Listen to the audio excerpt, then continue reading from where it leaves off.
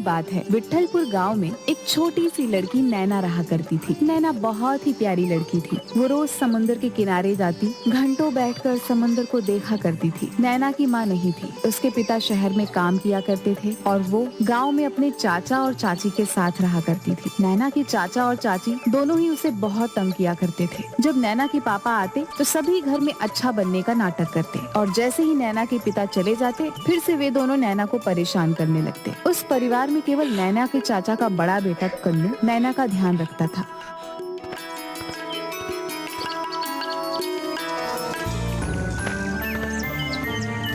नैना, तुम रोज यहाँ शाम को बैठ जाती हो, ऐसा क्या अच्छा लगता है समुद्र में जो तुम यहाँ यूं ही घंटों तक बैठी रहती हो? मुझे यहाँ पर बैठकर मछलियों को देखना अच्छा लगता है। मुझे भी उनकी तरह पानी में तैरना है। तो तुम ऐसा कर लो, पहले तैरना सीख लो, फिर तुम भी इन मछलियों की तरह समुद्र में तैर पाओगी।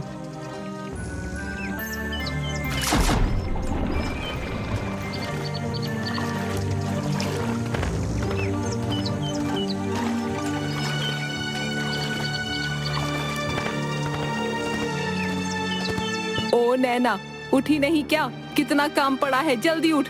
इस घर में तो मुझे सिर्फ नौकर बनाकर रखा हुआ है। ओ महारानी, उठ भी जाओ।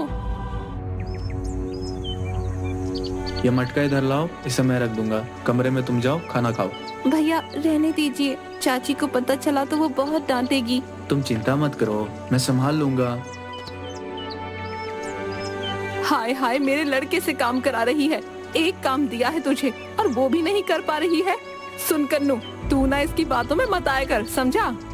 मैंने ही उससे मांगा था, मुझे कुछ काम था इसलिए मैंने ले लिया। इसमें क्या बड़ी बात हो गई, जब देखो आप उसे ही डांटती रहती हो। इसके बाद नैना भी अपने काम पर लग गई। दिन बीतते गए। अब नैना 18 साल की सुंदर कन्या में बदल गई और अब वो भी मछलियों की तरह तैरने में माहिर हो गई थी। इसी कौशल का इस्तेमाल कर अब वह समुद्र में मोती ढूंढने के लिए जाने लगी। नैना तैरने में इतनी कुशल हो गई थी कि जितनी बार पानी में डुबकी लगाती कुछ न कुछ लेकर जरूर आती। एक दिन जब वह समुद्र तट की ओर जा रही थी। और बता मेरी जलपरी, आज क्या मिला तुझे? ये देखना भाई, कितने सारे मोती। मुझे एक बात समझ नहीं आती, हम भी तो तेरी तरह तैरते हैं लेकिन हमें तो कभी इतने सारे मोती नहीं मिलते। क्योंकि आप इन सब चीजों के लिए पानी में जाते हो और मैं पानी में खुद को पाने के लिए। और पानी की दुनिया इतनी सुंदर है कि मेरा मन करता है काश मैं भी मछली ही होती और वहाँ जितना चाहती उतना रह पाती।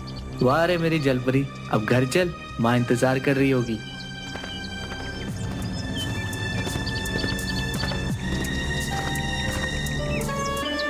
नैना इधर आ, आज क्या क्या मिला सब यहाँ पर रख दे और कुछ भी छुपाने की कोशिश मत करियो, देखियो। वाह, चल मेरे साथ काम करने में थोड़ा मेरा हाथ बटा। हाँ मेरा बेटा, चल तू हाथ मुंह धो ले, तेरे लिए खाना लगाती हूँ। वो भी मेरी तरह थक कर आई है ना, क्या हो जाएगा अगर वो भी खाना खा लेगी तो? मुझे तो खाना खिला रही हो और उससे काम करवा रही हो। वाह, जो अंदर लेटी पड़ी हुई है उससे भी कुछ करवा लिया करो, जब देखो तब सोती रहती है। मुझे तो समझ नहीं आता वो मेरी बहन है या नहीं। ऐसा नहीं बोलते, थक गई होगी इसीलिए सो गई होगी।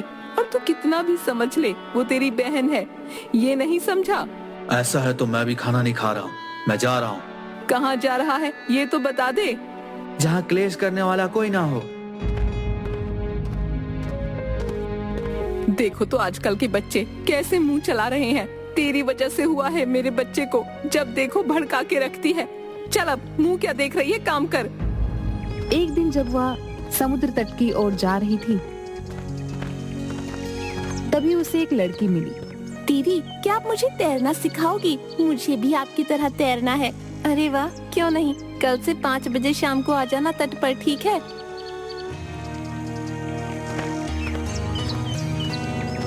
दीदी मैं आ गई। आओ आओ, सबसे पहले हमें सांसों को अपने नियंत्रण में करना है, इसीलिए तुम रोज थोड़ा थोड़ा सांस रोकने का कार्य करोगी। और जब तक मैं न कहूँ तब तक पानी में मत जाना, अकेले जाने में खतरा है। ठीक है दीदी। इसी तरह 5 बजे से नैना उसे सिखाती और 6 बजे घर चली जाती। एक दिन जब वह घर जा रही थी उसने देखा कोई दर्द में चिल्ला रहा है। वह उस आवाज के पीछे गई। उसने वहाँ एक जलपरी देखी। जलपरी, क्या हुआ तुम्हें? डरो मत, मैं कुछ नहीं करूंगी।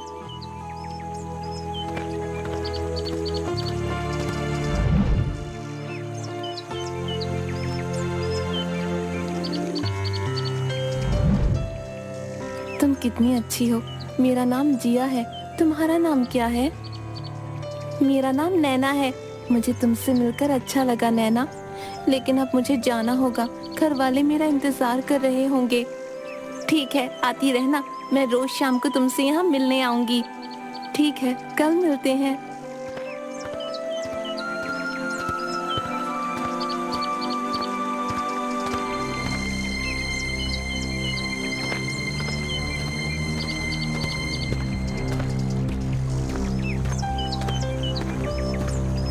नैना कैसी हो?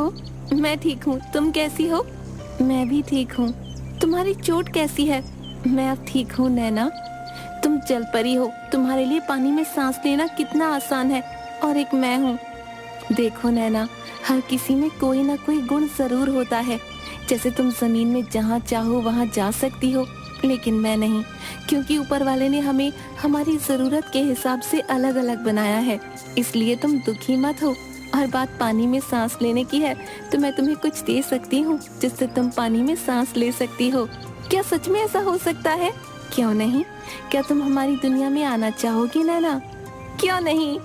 कल सुबह सुबह सूरज उदय होने से ठीक थोड़ी देर पहले आना, मैं तुम्हें लेने आ जाऊंगी। ठीक है। वैसे तुम्हारे बाल कितने मुलायम हैं और तुम्हारी पूंछ भी।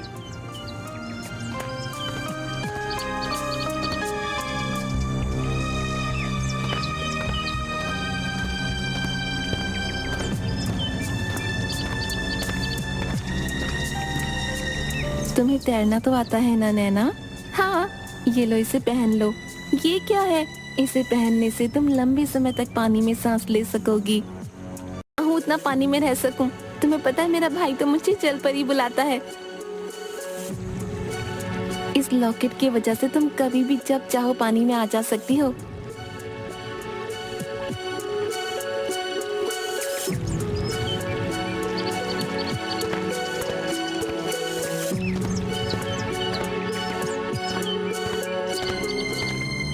आज तू कहाँ गई थी? सुबह से गायब है तू, घर पर भी नहीं आई। बोल कहाँ गई थी? मैंने तुझे बहुत सर पर चढ़ा रखा है। रुक, तुझे आज बताती हूँ। बस थोड़ा सा काम था आज की बात इतनी देर बाहर कभी नहीं रहूंगी। इसके बाद अगर बिना बताए गई तो टांगे तोड़ दूंगी तेरी।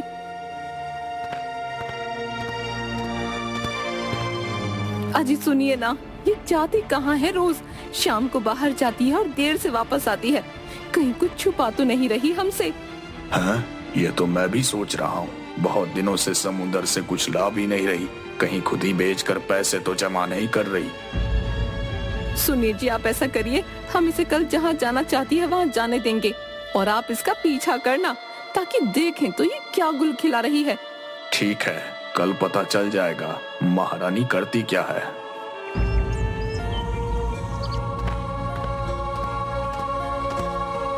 सुन, काम हो गया? हाँ चाची, हो गया, बस कपड़ों पे प्रेस करना बाकी है। अच्छा ठीक है, सुन, इसके बाद जा लियो जहाँ तेरा मन करे, लेकिन समय से घर पर आ जाना, वरना कल से जाने नहीं दूंगी, समझ गई?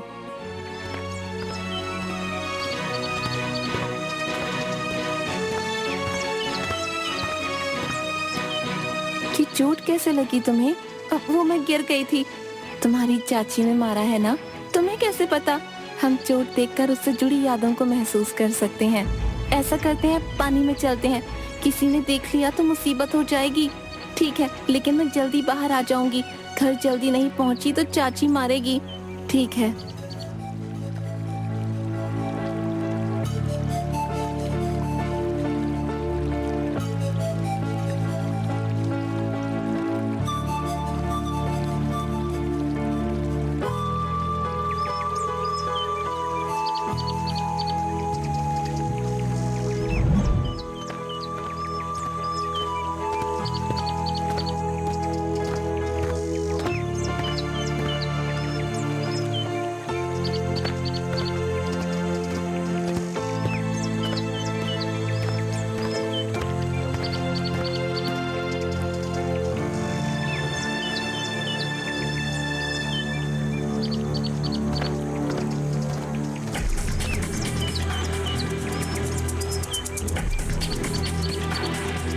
मुझे बचाओ नैना, मेरी जान खतरे में है। कुछ लोगों ने मुझे यहाँ बांध कर रखा है, मेरी मदद करो।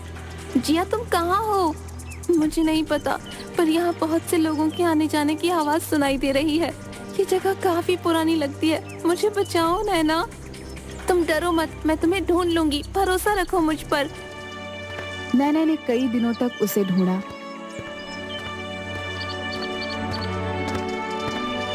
पर उसे जिया कहीं नहीं मिली। एक दिन वो और उसकी चाची मछली खरीदने बाजार आए थे। तभी उसकी नजर पीछे खंडहर घर पर पड़ी। जिया ने कहा था कि वो जगह पुरानी है, कहीं जिया यहाँ तो नहीं। मुझे एक बार कैसे भी करके वहाँ जाना चाहिए। चाची मैं भी आती हूँ। कहाँ जा रही है? बस वो सब्जी एक ठेले पर भूल गई, उसे अभी लेकर आती हूँ। एक काम ठीक से नहीं होता, जा जल्दी लेकर आ।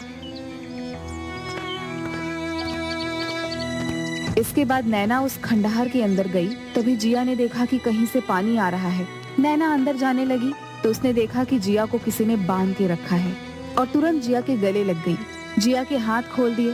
तब तक वहाँ पर उसके चाचा आ गए। इसे यहाँ छोड़कर चली जा नैना, मैं तुझसे इस जल परी के लिए नहीं लड़ना चाहता। चाचा ये आप क्या कर रहे हो? आपने इसे क्यों बांधा है?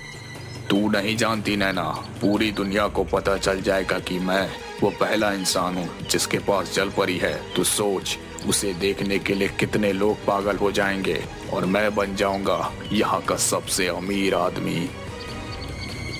ऐसा मत करो चाचा, ये भी हमारी ही तरह है, इसे रहने दो। इसको अपने फायदे के लिए इस्तेमाल करना सही नहीं है, आप इसे जाने दीजिए। मैंने बोला ना चली जा, समझ नहीं आता तेरी। घर जाके चाची से इतनी मार पड़वाऊंगा कि याद रखेगी, समझी?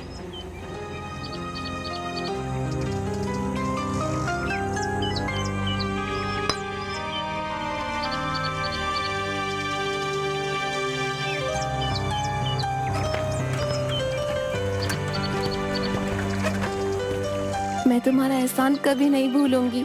आज से तुम्हारी हर मुश्किलें ये लॉकेट हल कर देगा। लेकिन मेरे चाचा को तुम्हारे बारे में कैसे पता चला? उस दिन जब हम पूरा दिन साथ थे, उसके कई दिनों तक नहीं आई मैं। हर रोज तुमसे मिलने आती थी। इस वजह से एक दिन तुम्हारे चाचा की नजर मुझ पर पड़ गई और उन्होंने धोखे से मुझे पकड़ लिया। अब मुझे जाना होगा। पिताजी ठीक कहते हैं, ये दुनिया हम जैसों के लिए नहीं बनी है। इसीलिए आज के बाद मैं यहाँ कभी नहीं आऊंगी। लेकिन तुम्हें मुझसे जब भी मिलने का मन करे तुम आ जाना। इस लॉकेट को संभाल कर रखना, समझी? ठीक है।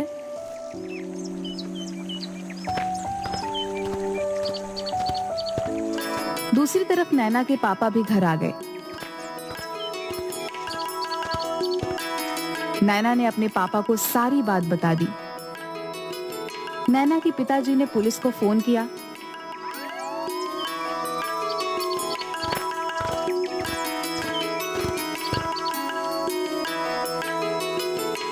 और नैना के चाचा चाची दोनों को ही बचपन से नैना को परेशान करने के जुल्म में जेल में डलवा दिया।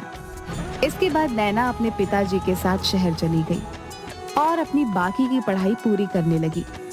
लेकिन जब भी नैना गांव आती, समुद्र के किनारे जलपरी से जुड़ी अपनी यादों को याद करती। क्या वो जानती थी कि अगर फिर से वो जिया से मिली तो फिर से कोई ना कोई उसे नुकसान जरूर पहुंचाएगा। कभी कभी आप कुछ रिश्तों की सलामती उनके अपने पास होने से ज्यादा चाहते हैं। उस वक्त आप उनके दूर होने से भी खुश होते हैं, क्योंकि आप उन्हें कोई भी तकलीफ पहुंचते हुए नहीं देख सकते। इसलिए हमारी नैना उस जगह पर जाती और अपनी प्यारी सी दोस्त को महसूस करके वापस जिंदगी में लौट आती।